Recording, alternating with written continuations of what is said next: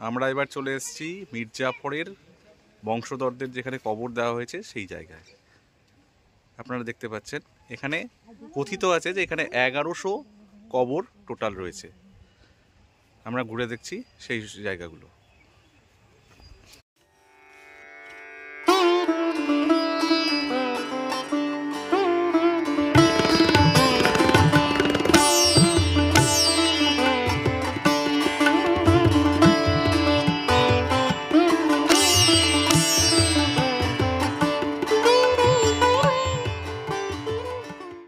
নমস্কার বন্ধুরা, আশা করি সকলেই ভালো আছেন। আজকে নতুন একটি ব্লগে আপনাদের সকলকে স্বাগত জানাই। আমি আজকে একটি নতুন ব্লগ নিয়ে এসেছি যেখানে আমি ঘুরে দেখব মুর্শিদাবাদের ঐতিহাসিক সমস্ত জায়গা। প্রধানত মুর্শিদাবাদ বলতে আমরা নবাবের শহর বুঝি। এই নবাবের শহরে আমরা একে একে ঘুরে দেখব হাজারদুয়ারি, কাঠগোলা বাগান, তারপরে খোসবাগ, মতিঝিল, বহরমপুরের বিষ্ণুপুর কালীবাড়ি, এরকম একাধিক ঐতিহাসিক নিদর্শন এবং ঐতিহাসিক জায়গা আমরা সমস্ত ঘুরে দেখব। আসুন আমার সাথে। এই মুর্শিদাবাদ ব্লগে আপনাদের সবাইকে আমি আরেকবার স্বাগত জানাই এবং চলুন আমরা এবার ব্লগটা শুরু করি। মুর্শিদাবাদ এই জেলার নাম শুনলেই চোখের সামনে ভেসে ওঠে এক টুকরো ইতিহাস। পলাশির যুদ্ধ, নবাব সিরাজদৌল্লার হার, বাংলার ইংরেজ শাসনের ভিত্তি স্থাপন, আর কত কি। একসময় বাংলার নবাবদের প্রিয় শহর ছিল মুর্শিদাবাদ। বর্তমান পশ্চিমবঙ্গের অন্যতম বিখ্যাত এই জেলা বহু মানুষের প্রিয় পর্যটন কেন্দ্রও বটে। নবাব আমলের প্রচুর স্মৃতি এখনও ছড়িয়ে রয়েছে এই ঐতিহাসিক জেলা জুড়ে। ইতিহাসের মোড়া এই জেলার আনাচে কানাচে রয়েছে অনেক গল্প। পশ্চিমবঙ্গের নিরিখে এই জেলার গুরুত্বও অনেক। মুর্শিদাবাদ জেলার নামকরণ হয়েছে মাকসুদাবাদ থেকে। নবাব মুর্শিদ কুলি খাঁয়ের আমলে বাংলার রাজধানী ছিল এই মাকসুদাবাদ। ব্রিটিশদের আগমনের আগে বাংলার রাজধানী ছিল মুর্শিদাবাদ শহর। ভারতের ইতিহাসে মুর্শিদাবাদের গুরুত্ব অপরিসীম। 1757 সালে পলাশির যুদ্ধের কথা ইতিহাসের পাঠ্য বইয়ে পড়ে ছেলেবেলায় শিহরিত হননি এমন বাঙালির সংখ্যা নেহাতি হাতে গোনা। এই যুদ্ধেই বাংলার নবাব সিরাজউদ্দৌলাকে পরাজিত করে ব্রিটিশ সেনাবাহিনী। এরপরই বাংলায় শুরু হয় ব্রিটিশ ঔপনিবেশিক শাসনকাল। ইতিহাস অনুসারে ইংরেজরা বাংলা অধিগ্রহণ করার পরে বেশ কিছু সময়কাল ধরে ইস্ট ইন্ডিয়া কোম্পানি বিভিন্ন ধরনের প্রশাসনিক কাজকর্ম এই মুর্শিদাবাদ থেকেই করেছিল। শীতের মরশুম হোক কিংবা বছরের যে কোনো সময় ছোটোখাটো একটা উইকেন্ড ট্রিপের জন্য মুর্শিদাবাদ আদর্শ জায়গা। হাতে একটু সময় বেশি থাকলে ভালো, না হলে ইতিহাসপ্রেমীদের মনে হবে কোনটা ছেড়ে কোনটা দেখব। কারণ নবাবের আমলের তৈরি প্রচুর নিদর্শন রয়েছে মুর্শিদাবাদে, যা এক নিমিষে আপনাকে মুগ্ধ করবে। মুর্শিদাবাদ বলতে প্রথমেই চোখের সামনে ভেসে ওঠে হাজারদুয়ারি প্যালেসের কথা। এর আরেক নাম নিজামত কিলা। এছাড়াও এখানে রয়েছে মতিঝিল, মুরাদাবাদ প্যালেস, খোসবাগ সমাধি। এছাড়াও রয়েছে ইমামবাড়া, কাটরা মসজিদ, নসিপুর প্যালেস, কাঠগোলা প্যালেস, জাফরগঞ্জ সমাধি, জাহানকোষদ। আসুন এবার আমরা এক এক করে এগুলি দেখে নিই। আমরা বর্তমানে চলে এসেছি আজিমুন্নেসা খানের জীবন্ত সমাধিতে। ইনি ছিলেন মুর্শিদ কুলি খাঁয়ের কন্যা। আসুন আমরা ঘুরে দেখি আজিমুন্নেসা খানের জীবন্ত সমাধি। এই আজিমুন্নেসা বেগম ছিলেন মুর্শিদ কুলি খানের কন্যা এবং বাংলার দ্বিতীয় নবাব সুজাউদ্দিন মুহাম্মদ খানের স্ত্রী। 1734 সালে তার দ্বারা এই স্থানে একটি মসজিদ নির্মিত হয়েছিল। এই মসজিদটি যদিও ক্ষতিগ্রস্ত হয়েছে, এর কিছু অংশ এখনও রয়ে গেছে এবং জায়গাটিতে একটি সুন্দর বাগান রয়েছে। ওনার সম্বন্ধে একটি মিথ প্রচলিত আছে যে উনি খুবই নিষ্ঠুর মহিলা ছিলেন এবং ওনার স্বামী ওনাকে জীবন্ত কবর দিয়েছিলেন, যদিও এর ঐতিহাসিক ভিত্তি খুঁজে পাওয়া যায় না।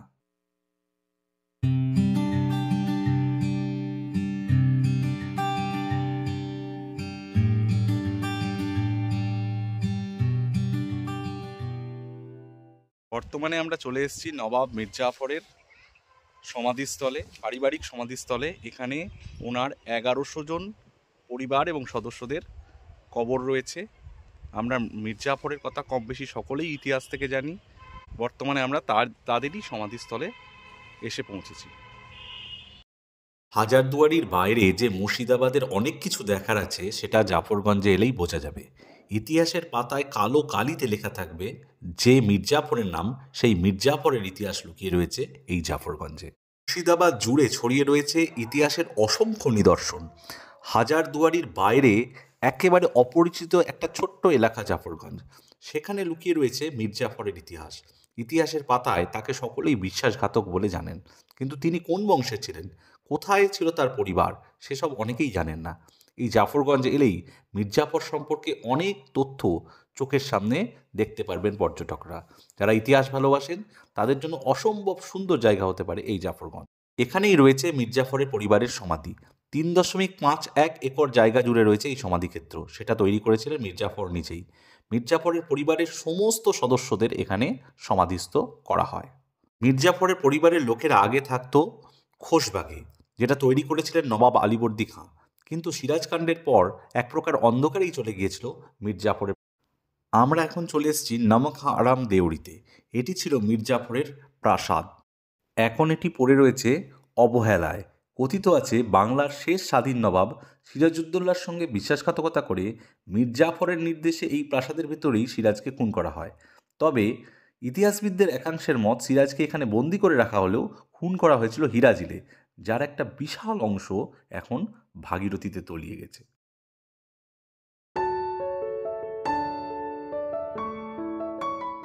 আমরা বর্তমানে চলে এসেছি নসিপুর আখড়ায়। এরপরে আমরা এখান থেকে যাব নসিপুর রাজবাড়ি।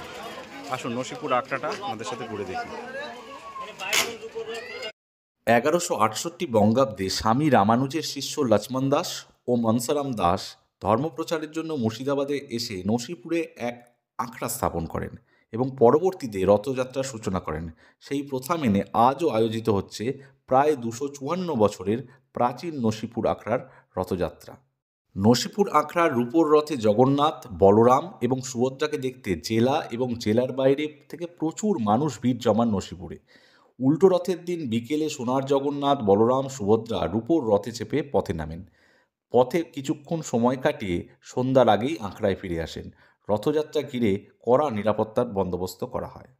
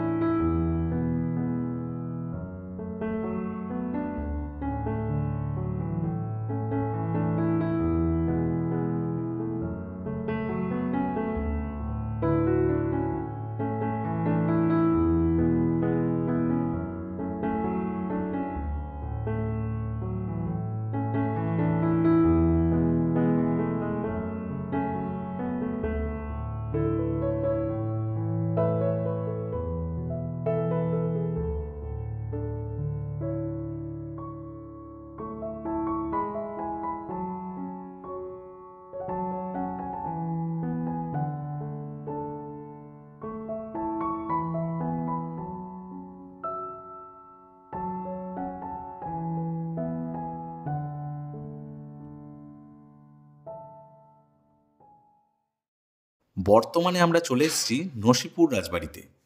এই নসিপুর রাজবাড়ি প্রাসাদটি ছিল দেবী সিংহের দরবার, যিনি নবাবী যুগে ব্রিটিশদের ব্যয় সংগ্রাহক ছিলেন এবং কঠোর কর কর্তৃপক্ষ হিসেবে পরিচিত ছিলেন। এটিকে নসিপুর রাজবাড়ি জাদুঘরে রূপান্তরিত করা হয়েছে, যেখানে এই রাজপরিবারের ব্যক্তিগত জিনিসপত্র, ফরমান তৎকালীন কর আদায় সংক্রান্ত আইনি নথিপত্র এবং অন্যান্য জিনিস রয়েছে। রাজপ্রাসাদে রামচন্দ্রের একটি মন্দির রয়েছে, যা মুর্শিদাবাদ জুড়ে অন্যতম বৃহত্তম মন্দির। এই মিউজিয়ামটির বাইরের অংশ তুলে ধরতে পারলেও ভেতরের ছবি তুলে ধরতে পারলাম না, কারণ ভেতরে ছবি তোলা একেবারেই নিষিদ্ধ রয়েছে। আসুন আমরা এবার মন্দির চত্বরটা ঘুরে দেখি।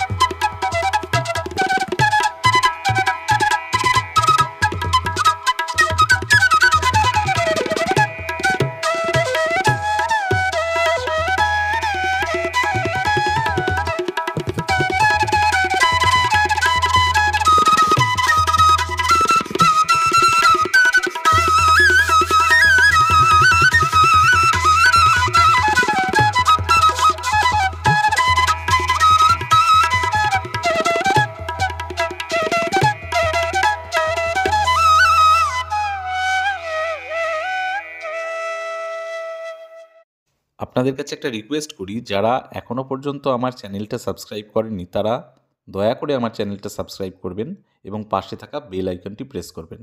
এতে আমার সমস্ত ভিডিও ভবিষ্যতে আপনাদের কাছে পৌঁছে যাবে। এটি আমার মুর্শিদাবাদ ভ্রমণের 1 নম্বর পর্ব। এরপরে আরও ধীরে ধীরে পর্ব আসবে, আপনারা দয়া করে চ্যানেলটি সাবস্ক্রাইব করে নেবেন।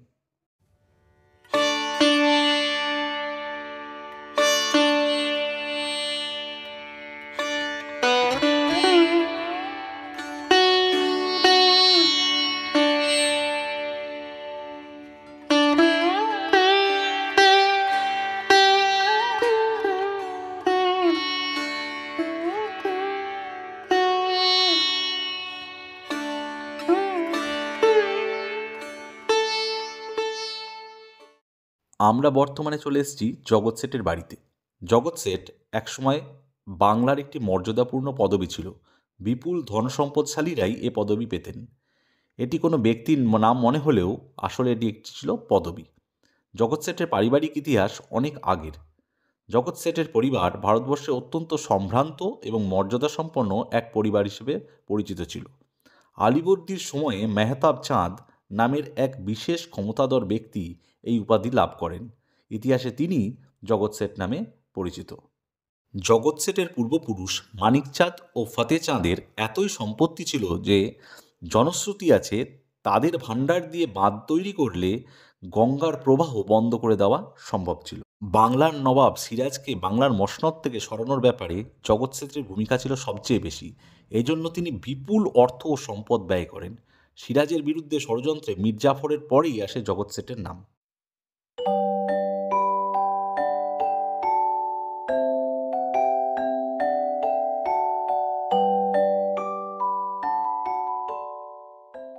আমার মুর্শিদাবাদ ভ্রমণের এই ব্লগটি আপনাদের কেমন লাগলো সকলে অবশ্যই জানাবেন, কমেন্ট করবেন, পারলে শেয়ার করবেন। আর আজকের মতন এই পর্যন্তই। আবার নতুন কোনো ব্লগে আপনাদের সাথে দেখা হবে। সকলে ভালো থাকবেন, সুস্থ থাকবেন। ধন্যবাদ। টাটা।